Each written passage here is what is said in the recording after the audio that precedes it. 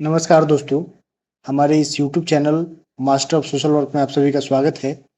आप सभी को पता है कि यह जो चैनल है, यह जो है सोशल वर्क एजुकेशन को डेडिकेटेड है और हमारा जो मेन ध्येय है, एम है, वो यूजीसी नेट का जो एग्ज़ाम होता है या जो सोशल वर्क एजुकेशन जो पीजी में बच्चे हैं, उनके एजुकेशन के लिए डेडिकेटेड है। और हम प्रयास कर रहे हैं कि टॉपिक वाइज आगे बढ़ते जाएं और सीखते जाएं, कारवा बनते जाएं, आगे बढ़ते जाएं। तो इस वीडियो में आप सभी का स्वागत है और अब हम आज के टॉपिक की तरफ आगे बढ़ते हैं। तो आज का हमारा जो टॉपिक है, यह टॉपिक जो है यूनिट 2 से संबंधित है, जो कि आप देख पा रहे होंगे स्क्रीन पे कि यह जो टॉपिक है वो सोसाइटी, ह्यूमन बिहेवियर और कम्युनिटीज़ पे डिपेंडेंट है। तो इस टॉपिक में जो है कुल 3 सब टॉपिक है जिसको डिस्कस किया जाना है, जिसमें पहला है सोशलाइजेशन यानी समाजीकरण, दूसरा है सोशल कंट्रोल, तीसरा है सोशल चेंज। अब सामाजिक परिवर्तन, सामाजिक नियंत्रण और समाजीकरण, ये 3 जो विषय है, ये क्या है, एक दूसरे से जुड़ा हुआ विषय है। लेकिन हम इस वीडियो में आज सबसे पहले सोशलाइजेशन पे डिस्कशन करेंगे। तो आप सभी को पता है कि जो ह्यूमन बीइंग है, जो मानव है, वो क्या है, एक सामाजिक प्राणी है और समाज के बंधनों से बंधा हुआ है। और मैकाइवर एंड पेज की जो भाषा में अगर कहा जाए तो समाज क्या है, सामाजिक संबंधों का जाल है, ठीक है, वेब ऑफ ह्यूमन रिलेशनशिप है। तो अब इसमें क्या होता है कि जो सोशलाइजेशन है, ये जो है एक मतलब प्रोसेस है, जो लाइफ लॉन्ग प्रोसेस है, पूरे जीवन चलते रहता है। जब हम जन्म लेते हैं, जन्म से लेके हमारी मृत्यु तक पूरा एक सिस्टम बना हुआ है, प्रक्रिया बनी हुई, हम लर्न करते हैं चीज़ों को और उसके अकॉर्डिंग बिहेव करते हैं। इसी को समाजीकरण या सोशलाइजेशन कहा जा सकता है। इट मीन्स कि socialisation can be defined as the process where by an helpless infant, एक जो छोटा बच्चा है वो gradually become a self aware knowledgeable person, ठीक है, कि एक छोटा बच्चा अगर जन्म लिया तो धीरे धीरे धीरे चीज़ों को सीख रहा है और क्या है, पहले उसको कुछ नहीं पता है, तो दुनियादारी सीखते सीखते वो एक ज्ञानी, विद्वान, नॉलेजेबल पर्सन बन जाता है, स्किल हो जाता है। और फिर वो जो कल्चर को लर्न करता है, ठीक है, उससे फिर वो एक तरह से ट्रांसफॉर्म होता है। तो आप स्क्रीन पर देख पा रहे हैं कि क्या है, इसमें डिफिनीशन जिस इसमें लिखा हुआ है कि जो समाजीकरण या सोशलाइजेशन है, ठीक है, is the process by which a person learn to become a member of society, यानी कि हम समाज के सदस्य बनने के लिए क्या करते हैं, उसके जो नियम कानून कायदे हैं, वैल्यूज हैं, उसको सीखते हैं, तब हम उस पर उसके मेंबर बन पाते हैं। अदरवाइज समाज क्या करेगा, हमें डिबार कर देगा, अपने से बाहर निकाल देगा, ठीक है। तो सोशलाइजेशन के थ्रू हम क्या करते हैं, we learn the norms, values and behaviour that are considered appropriate in the society, यानी कि जो सोसाइटी में जो चीज़ें मान्य हैं, जो व्यवहार मान्य है, जो मूल्य, नॉर्म्स, जो भी चीज़ें हैं जो मान्य हैं, उसके अनुसार हम सीखते हैं और व्यवहार करते हैं, जो समाज में एक्सेप्टेबल है, जो उपयुक्त है। अदरवाइज सोसाइटी हमें बाहर कर देगा, दंडित करेगा, ठीक है। तो आप समझ गए होंगे। अब इसमें क्या है कि ये क्या है, एक प्रोसेस है, सोशल एजुकेशन है, ठीक है, जिसमें है हम ग्रुप में या सोसाइटी में कैसे रहना है, कैसे बिहेव करना है, उसके लिए जो है एक पूरा प्रोसेस है। इसमें हम सोसाइटी में रहने के लिए, उसके अकॉर्डिंग बनने के लिए जो स्किल, जो नॉलेज चाहिए, उसको सीखते हैं, फिर आगे बढ़ते हैं। यानी हम अपना एक सेंस डेवलप करते हैं, अपनी एक आइडेंटिटी डेवलप करते हैं और उसके सहारे जीवन में आगे बढ़ते हैं। अब देखेंगे कि नेचर ऑफ सोशलाइजेशन क्या है। तो सोशलाइजेशन हम पहले ही बोल चुके हैं कि क्या है, कि जीवन पर्यंत चलने वाली एक प्रक्रिया है, पूरी आजीवन, लाइफ लॉन्ग चलेगा, ठीक है। जब आप जन्म ले रहे हैं, ठीक है, जन्म से लेकर मृत्यु तक, तो इसमें लाइफ लॉन्ग चलने वाली एक प्रक्रिया है, इसका नेचर है। दूसरा है कि बाई डायरेक्शनल है, यानी कि व्यक्ति समाज को प्रभावित कर रहा है, समाज व्यक्ति को प्रभावित कर रहा है, दोनों एक दूसरे को प्रभावित कर रहे हैं। अगर हम मान लीजिए कि एक अच्छा व्यक्ति हैं तो उसका समाज में अच्छा प्रभाव पड़ रहा है, अगर समाज ही बुरा है तो उसका मेरे पे प्रभाव पड़ेगा। इसको ऐसे भी समझ सकते हैं कि अगर जैसे कि अगर हम मान लीजिए कि आप इंडियन कल्चर में जी रहे हैं और आप ब्रिटिश कल्चर में जा रहे हैं, तो कुछ जो ब्रिटिशर्स हैं वो कुछ आपके लाइफ स्टाइल से कुछ चीज़ें सीख रहे हैं और आप भी जो उनका वेस्टर्न लाइफ स्टाइल है उससे कुछ चीज़ें सीख रहे हैं। तो ये क्या है, बाई डायरेक्शनल हुआ, दोनों एक दूसरे से कुछ कुछ चीज़ें सीख रहे हैं। उसके बाद क्या है, सिलेक्टिव है, यानी कि सब कुछ नहीं सीखते हैं, कुछ सीखते हैं कुछ छोड़ देते हैं। इसी उदाहरण में जैसे कि अगर हम इंडियन हैं तो हमारा जो मैरिज का पैटर्न है, जो वे ऑफ लाइफ है या टॉकिंग है या बाकी चीज़ें हैं, ठीक है, तो जैसे कि हम अपने माँ बाप को उनको एक इज्जत सम्मान देते हैं, ठीक है, लेकिन हो सकता है कि वेस्टर्न कल्चर में वो ना हो, उनको लगता है कि 18 साल के बाद हम लोग इक्वल हैं और एक सिटीजनशिप वाला कंसेप्ट आ जाता है। तो हम क्या करते हैं कि वहाँ उनके कुछ लाइफ स्टाइल को सीख लिए, उनके एजुकेशन सिस्टम को कुछ सीख लिए, लेकिन कुछ चीज़ों को छोड़ दिए, बोले ना ना ये एक्सेप्टेबल नहीं है, ठीक है। यानी कि सोशलाइजेशन जो है सेलेक्टिव है, कुछ चीज़ें उसमें सीखते हैं और कुछ छोड़ देते हैं। अब इसको दूसरे परिप्रेक्ष्य में बहुत सारे उसके उदाहरण हैं कि किसी समाज में कुछ सामाजिक कुरीतियाँ होती हैं, कुछ अच्छी बातें होती है तो हम अच्छी बातों को सीख लेते हैं और कुरीतियों को छोड़ देते हैं, सिलेक्टिव है। उसके बाद क्या है, ट्रांसमिटेड है। इसमें क्या होता है कि हमारा जो संस्कृति है, जो कल्चर है, उसके जो नॉर्म्स, वैल्यूज, बिलीव्स हैं, उससे हम कुछ पूरे जीवन सीखते हैं। जैसे जैसे बड़े होते हैं, समाज को, लोगों को समझते हैं, तो वैसे वैसे इसको आत्मसात करते जाते हैं। उसके बाद क्या है, ये जो है सोशलाइजेशन जो है फॉर्मल भी हो सकता है, इनफॉर्मल भी हो सकता है, ठीक है, कैन बी फॉर्मल और इनफॉर्मल। तो इसमें क्या होता है कि जैसे फॉर्मल कैसे हो सकता है कि मान लीजिए कि जो हमारा स्कूल है या इस तरह की कोई सोसाइटीज़ हैं, कोई क्लब है, तो वहाँ पे कुछ चीज़ें सिखाई जा रही हैं, लेकिन कुछ चीज़ें हम अपने फैमिली, अपने पीयर ग्रुप में सीखते हैं।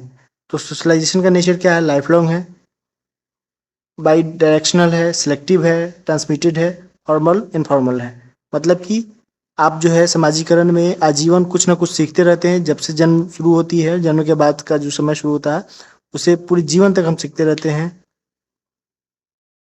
दो दिशाओं में समाजीकरण होता है, यानी कि व्यक्ति से समाज कुछ सीखता है, समाज से व्यक्ति कुछ प्रभावित होता है। चयनात्मक है, कुछ चीज़ें सीखते हैं, कुछ चीज़ें छोड़ देते हैं। ट्रांसमिटेड है। उसके बाद औपचारिक और अनौपचारिक दोनों तरीके से हम सीखते हैं। अब क्या है, इसके जो है कैरेक्टरिस्टिक ऑफ सोशलाइजेशन, उसमें क्या है, तो ये क्या है, कंटिन्यूअस प्रोसेस है, सतत प्रक्रिया, हमेशा चलते रहता है, ठीक है। उसके बाद क्या है कि it's help establish a social systems leading ideas, principle and symbols, कि इसमें हम कुछ इसके कुछ प्रमुख विचार, सिद्धांत, प्रतीक हैं, उनको स्थापित करते हैं। एक बेंचमार्क सेट होता है और उसी के अकॉर्डिंग हम अपना व्यवहार करते हैं, अपना बिलीफ सिस्टम उसी के इर्द गिर्द डेवलप करते हैं, ठीक है।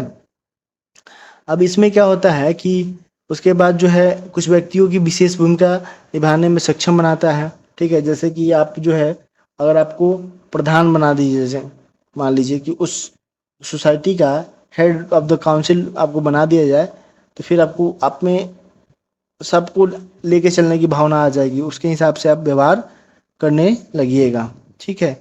ये ऑनगोइंग प्रोसेस है, पता ही है। और जो है एक कल्चर को क्या करता है, ट्रांसमिशन का काम करता है ना, और शिक्षित बनाता है हमें। हम इसे कुछ कुछ जो सोशलाइजेशन होता है, जैसे शुरू में क्या रहता है, ना चलने का ढंग, ना बोलने का ढंग, ना लिखने का ढंग, ना बात करने का ढंग, लेकिन हम समाज से, सोसाइटी से सीखते हैं कि क्या बोलना है, कितना बोलना है, कब बोलना है, क्या लिखना है, कैसे मतलब ये सारी चीज़ें। तो ये जो है एक पूरा प्रोसेस है। अब इसमें एक थियरी आता है, ठीक है। ये जो व्यक्ति को आप देख रहे होंगे, ये पहले इंजीनियर हुआ करते थे, मतलब इंजीनियर थे। अपने ग्रेजुएशन के दौर में पहले इन्होंने इंजीनियरिंग किया। इनका नाम है C.H. कुले, ठीक है। तो C.H. कुले थे, इन्होंने एक थियरी दिया। अब थियरी क्या है, लुकिंग ग्लास सेल्फ, मतलब कि ये थियरी जो है काफ़ी इम्पोर्टेंट है सोशलाइजेशन के कंसेप्ट में। इसमें कहा जाता है कि जो व्यक्ति है वो क्या करता है, समाज को एक आईना बना लेता है और उस देखता है कि लोग हमें, मेरे बारे में क्या सोच रहे हैं ना, लोग मेरे बारे में क्या सोच रहे हैं, उसके हिसाब से व्यवहार करता है। अगर वो जो व्यवहार कर रहा है, समाज उसे अच्छा देख रहा है, तो उस लाइफ स्टाइल को, उस पैटर्न को, उस बिलीफ सिस्टम को और आगे बढ़ाता है। अगर सोसाइटी में वो चीज़ अच्छी नहीं मानी जा रही है, तो फिर उसको वो कंट्रोल करने का प्रयास करता है। यानी कि जैसे हम शीशा में ग्लास में देख के सजते संवरते हैं, उसी प्रकार से सी एच कूले कह रहे हैं कि भाई जो व्यक्ति है, जो पर्सन है, वो सोसाइटी में अपने आप को देखता है और उसके अकॉर्डिंग सजता अपने व्यवहार को, अपने लाइफ स्टाइल को, अपने पैटर्न को चेंज करता है। अब इसमें जो पिक्चर आपको दिख रहा होगा, इसमें देखिए कि एक एक लड़का है, वो कह रहा है कि how my mom and my dad see me, मतलब मेरे माता पिता मुझे कैसे देखते हैं। हाउ माई गर्लफ्रेंड सी मी, मेरी गर्लफ्रेंड कैसे मुझे देखती है। हाउ माई ओल्डर ब्रदर सी मी, मेरा बड़ा भाई मेरे बारे में हमको कैसे देखता है, कैसा सोचता है। और यहाँ पे जो है how my ex girlfriend C me, मतलब मेरी एक्स गर्लफ्रेंड मेरे बारे में क्या सोचती है, क्या देखती है। तो उसी के हिसाब से ये जो है व्यवहार बनाता है। और चार्ल्स कूले का एक किताब है human nature and social order, उसी किताब में इन्होंने इस कंसेप्ट को दिया था और इसी कंसेप्ट को फिर दूसरे जो और सोशियोलॉजिस्ट हुए उन्होंने आगे बढ़ाया। तो इसमें है कि I am not what I think I am, मैं वो नहीं हूँ जो मैं सोचता हूँ। And I am not what you think I am, तुम जो सोच रहे हो वो भी नहीं है। I am what I think you think I am, ठीक है।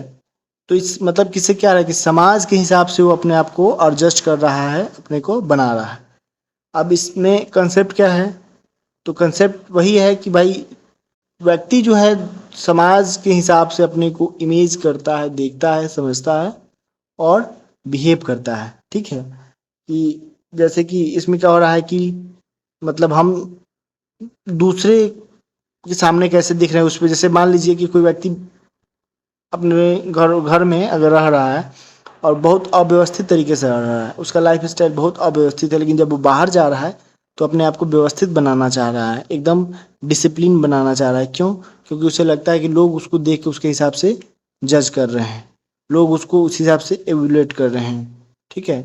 और इसीलिए वो जो है अपना मूल्यांकन दुनिया के हिसाब से करते रहता है। यही जो है कंसेप्ट है जो लुकिंग ग्लास थियरी का कंसेप्ट है, ठीक है। तो इससे क्वेश्चन भी आता है, यूजीसी नेट में पूछता है कि थियरी किसने दिया, और इसे एक दो सवाल हमेशा सोशियोलॉजी या सोशल वर्क में बनते हैं। अब इसका अगला जो है, इसमें मीड थे, तो जो जीएच मीड थे, जीएच मीड जो है इनका एक थियरी है, थियरी ऑफ सोशलाइजेशन में। तो इन्होंने आई और मी पे कंसेप्ट दिया, ठीक है। आई मैं हूँ, एकदम प्योर ओरिजिनल अनएजुकेटेड। मी जो है वो भी मतलब मी जो है सेल्फ है, दुनिया के हिसाब से है, दुनिया उसके बारे में क्या सोचता है। तो जो जीएच मीड थे ये अमेरिकन सोशियोलॉजिस्ट थे, ठीक है। और इनको जो है फादर ऑफ सिंबॉलिक इंट्रैक्शनलिज्म बोला जाता है। इसमें क्या होता है कि जैसे कि आप जान रहे हैं कि कुछ चीज़ें सिंबॉलिक होती है, जस्ट लाइक कि मान लीजिए कि अभी हम जो आपसे बात कर रहे हैं हिंदी में कर रहे हैं या इंग्लिश में कर रहे हैं, आपको ये आके अचानक से जर्मन बोलने लगे, फ्रेंच बोलने लगे या कोई ऐसा लैंग्वेज बोलने लगे जो हमें नहीं पता है, तो क्या हम उसकी बातों को, उसकी भावनाओं को समझ पाएंगे? नहीं समझ पाएंगे। तो इसमें जो है जीएच मीड जो थे काफ़ी एक्सपर्ट थे, तो उन्होंने इसका सिद्धांत दिया। तो इसमें क्या है, आई जो पहले हम बता चुके हैं कि इसमें जो है आई और मी पे पूरा पूरा इनका थियरी जो है, इनका दो एक्सपर्ट था। तो आई क्या है, रचनात्मक पहलू है। अब देखिए जो आई एंड मी जो मीट का कंसेप्ट है, ठीक है। तो इन्होंने बताया कि भाई दो, एक व्यक्ति के अंदर दो चीज है, एक आई है एक मी है। अब आई क्या है, तो आई जो है creative aspect of the self है, ठीक है। दो चीजें हैं। तो पहला क्या है कि आई क्या है, एकदम सहज सरल रचनात्मक है, एकदम ओरिजिनल है, जो स्वयं है। लेकिन मी क्या है, मी जो है वो जो है कैसा मतलब है कि व्यक्ति स्वयं से ज़्यादा दूसरे की अपेक्षाओं के हिसाब से खुद को बना रहा है, आकार दिया जा रहा है, ठीक है। Which is shaped by the expectation of others, यानी जो दूसरे व्यक्ति हमारे बारे में राय धारणा बनाते हैं, रखते हैं, उसके हिसाब से हम अपने को एडजस्ट कर रहे हैं और उनके अकॉर्डिंग बना रहे हैं। आई जो होता है एकदम नेचुरल होता है, अनएजुकेटेड होता है, अनकल्चरल होता है, लेकिन मी जो होता है वो एजुकेटेड होता है, सोसाइटी के अकॉर्डिंग होता है, ठीक है। जिसमें इसमें एग्जांपल दिया गया है कि आई क्या है, आई जो है वो डिसाइड किया है कि नौकरी छोड़ दिया और ट्रेवल द वर्ल्ड, पूरी दुनिया को घूम रहा है। लेकिन मी क्या है, वो नौकरी कर रहा है क्योंकि उसे पैसे की आवश्यकता है। उसे अगर लग रहा है कि हम नौकरी छोड़ देंगे और पूरा दुनिया घूमेंगे तो लोग क्या कहेंगे, ठीक है। तो क्या कहेंगे लोग, इसी पे सारा कहानी है, ठीक है। तो इसमें है, अब ये है स्टेजेस ऑफ डेवलपमेंट। इसमें क्या है कि देखिए इसके 3 स्टेजेस हैं, ठीक है। तो 3 जो एक प्रारंभिक चरण है, ठीक है। उसके बाद दूसरा खेल का चरण है, प्ले स्टेज है, तीसरा गेम स्टेज है। तो पहले स्टेज में क्या होता है, बच्चा जो रहता है, ठीक है, कि एकदम छोटा बच्चा जो है तो बस वो खुद को पहचान पाता है कि एक हम है और एक हमको कोई, मान लीजिए कि छोटे बच्चे को जिसे हम खिलाने के लिए गए तो उसको पहचानता है कोई तो है, लेकिन उतना नहीं समझ पाता। दूसरा जो है प्ले स्टेज, उसमें क्या होता है कि बच्चा जब 2 से 7 साल के बीच में रहता है, तो जो ये प्ले स्टेज है, तो प्ले स्टेज में बच्चा जो है थोड़ा बहुत पहचानना शुरू कर देता है, सीख जाता है। और उसके बाद क्या होता है कि जैसे बच्चे को खिला रहे हैं, ठीक है, तो एक ऊंचाई तक उसको उछाल रहे हैं तो उस खुश रहता है, मुस्कुराता है। उससे ज़्यादा ऊंचाई पे उछाल दीजिए तो उसको डर लगने लगता है, रोने लगता है, ठीक है। और जो गेम स्टेज है उसमें क्या होता है कि प्ले स्टेज में बच्चा जो है, प्ले स्टेज में कहाँ है, प्ले स्टेज में है 2 से 7 साल के बीच का स्टेज जो है प्ले स्टेज है, ठीक है। और प्रिपरेटरी स्टेज क्या है, उससे पहले का। और गेम स्टेज क्या है, 7 साल के बाद का। इसमें बच्चा जो है अब अपने घर से बाहर निकलता है और जो है जो पीयर ग्रुप बनाता है दूसरे बच्चों के साथ, सोसाइटी में थोड़ा घुलना मिलना शुरू करता है। इसके बाद आता है कि इनको तो कौन नहीं जानता होगा, है ना। जो भी आप सोशियोलॉजी पढ़िए, सोशल वर्क पढ़िए, इकोनॉमिक्स पढ़िए, कुछ भी पढ़िए, जो है फ्रायड साहब हर जगह मौजूद है। इनका इतना इम्पोर्टेंस था कि जब जर्मन सेना अटैक कर रही थी तो चर्चिल ने स्पेशल जो है हिटलर से रिक्वेस्ट किया था कि भाई तुमको जो चाहिए ले लो, लेकिन फ्रायड को कुछ नहीं होना चाहिए। इनका जो है साइकोलॉजी में और बाकी सारी चीज़ों में बहुत ज़्यादा इम्पोर्टेंस है। तो इन्होंने जो है एक कंसेप्ट दिया साइको एनालिटिक्स का, कि इसमें व्यक्ति का जो पर्सनालिटी है उसका जो है कैसे विकास होता है, ठीक है। तो उस पे इनका 2-3 है, एक तो साइको सेक्सुअल है और एक साइको एनालिटिक। तो ये दोनों का जो है एनालिसिस, तो ये दोनों का जो उन्होंने पर्सनालिटी पे थ्योरी दिया, ठीक है। तो इन्होंने इसको 3 भाग में बांटा, एक ईड, एक ईगो, एक सुपर ईगो। तो ईड, ईगो, सुपर ईगो में क्या होता है कि आप सभी को पता है कि जो ईड है ना वो जिद्दी है, उसको कोई भी चीज़ तुरंत चाहिए, ठीक है। और सुपर ईगो जो होता है वो आदर्शवादी है, और जो ईगो होता है वो बीच में बैलेंस करता है। आप इस पिक्चर में देख पा रहे होंगे कि जैसे कि ईड क्या है, वो कह रहा है कि आई वांट इट नाउ, मतलब अभी चाहिए, अभी। और उसे कुछ चाहिए, उसे कुछ खाने का चीज़ चाहिए, कुछ भी, ठीक है। और जो सुपर ईगो है वो क्या कह रहा है कि you can't have it, it's not right, मतलब कि ये सही नहीं है, तुम, ये नहीं मिल सकता तुम्हें। लेकिन ये जो है बी, ईगो क्या है, बीच में रहता है। वो कहता है कि I need to do a bit of planning to get it. इसे कैसे हासिल किया जाएगा, इसके लिए हम सोचते हैं, कुछ प्लान बनाते हैं। तो इन तीनों के बीच में ही ईगो और सुपर ईगो के बीच में ही व्यक्ति का पर्सनालिटी बनता है और उसी से सारी चीज़ें आसपास में नियंत्रित रहती है। अब इसमें एक वर्ड आता है डिफेंस मैकेनिज्म, इससे बहुत क्वेश्चन आता है। इसको और डीप में हम लोग दूसरे वीडियो में भी पढ़ाएंगे। अभी जो है इसमें 3-4 बेसिक बेसिक कॉन्सेप्ट है जिसे आप समझ लीजिए। जिसमें डिनायल है पहला, ठीक है।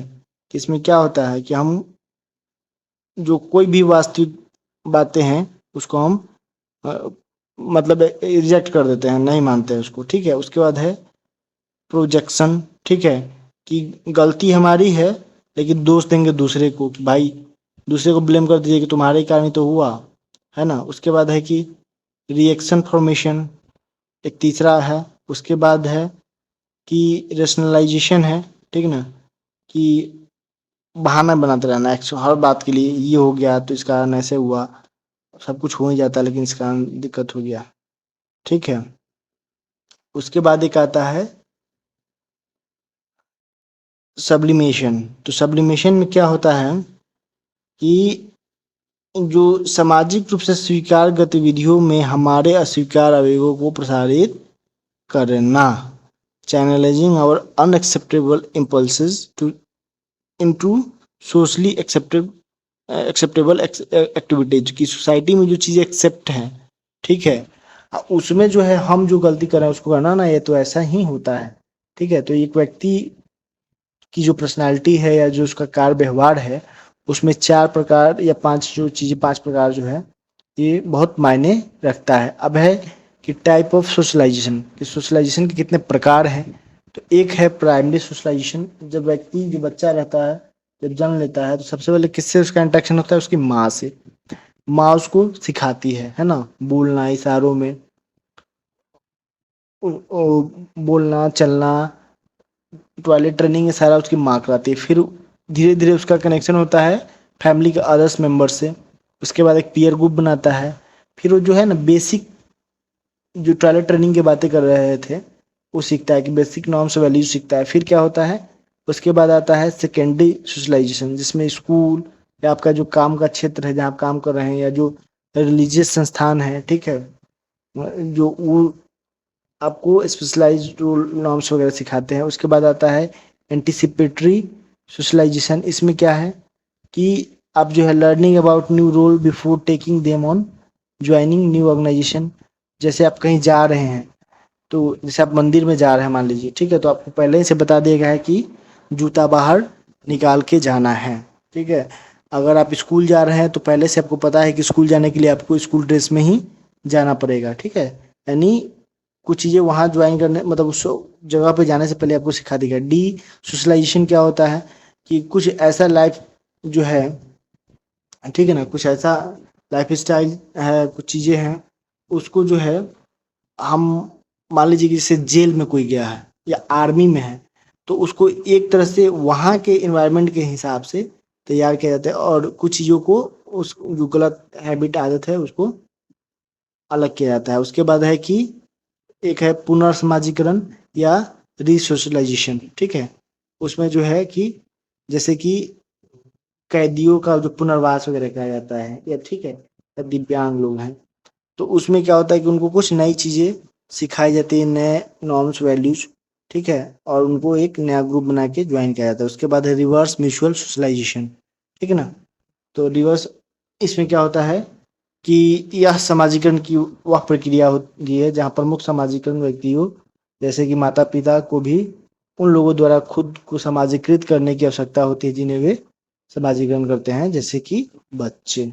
ठीक है, एक दूसरे को क्या करते हैं, प्रभावित कर रहे हैं और सिखा रहे हैं, आगे बढ़ा रहे हैं। उसके बाद आता है कि एजेंट ऑफ सोशलाइजेशन, कि कौन से एजेंट है, कौन से तत्व है जिससे आप सामाजिकरण सोशलाइजेशन को सीख पाते हैं। उनके जो भी नॉर्म्स वैल्यूज बिहेवियर्स है, सोसाइटी के जो पैटर्न है उसको आप सीख पा रहे हैं। तो उसमें आप देखते हैं कि सबसे पहले नंबर आता है फैमिली का, दूसरा आता है स्कूल।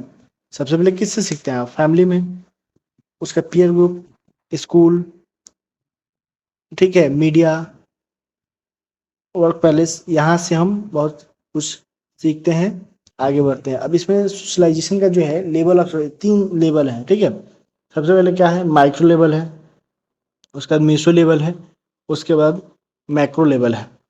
तो माइक्रो लेवल में क्या होता है कि जो आपके एकदम क्लोज हैं, क्लोजेस्ट हैं, ठीक है, उनसे हम कुछ चीज़ें सीखते हैं, जैसे कि हमारे फैमिली मेम्बर। ठीक है, इमीडिएट सोशल इन्वायरमेंट मतलब कि जहाँ पे हम रहते हैं हमेशा 24 घंटा में 12 घंटा कम से कम 17 घंटा रहते हैं, जिसमें कि हमारे फैमिली हो गया, फ्रेंड्स हो गया, स्कूल हो गया, लंबा समय एक्सपेंड कर रहे हैं। दूसरा होता है मेसो लेवल ऑफ सोशलाइजेशन। इसमें क्या है कि सोशल ग्रुप है, कम्युनिटी है, वर्क प्लेस है, रिलीजियस ऑर्गेनाइजेशन है, यहाँ कुछ समय के लिए हम जा रहे हैं, चीज़ों को देख रहे हैं, सीख रहे हैं। तीसरा होता है मैक्रो लेवल। मैक्रो लेवल में क्या होता है कि एक मतलब ये थोड़ा ब्रॉडर लेवल कॉन्सेप्ट है। इसमें समझिए कि जैसे कि हमारा पॉलिटिकल सिस्टम चल रहा है या इकोनॉमिक सिस्टम चल रहा है, अब कुछ हद तक सोशल मीडिया को भी कर सकते हैं। ठीक है, क्या आजकल देख रहे होंगे उस पर चीज़ों को कैसे प्रसारित प्रसारित बताया जाता है। तो ये क्या है, ये सब जो है लेवल ऑफ सोशलाइजेशन है। ठीक है, तो एक बेसिक कंसेप्ट था जो हम लोग आपको सिखाना, बताना या जानना चाह रहे थे। तो अगर वीडियो को, आप लोगों को वीडियो अच्छा लगा हो तो इसे लाइक, शेयर और सब्सक्राइब कर लीजिएगा। और हमारा प्रयास रहेगा कि इसके बाद जो है हम इस एक बार टॉपिक ख़त्म हो जाता है, इस पे हम क्वेश्चन आंसर सेशन लेके आएंगे। तब तक के लिए थैंक यू, जय हिंद।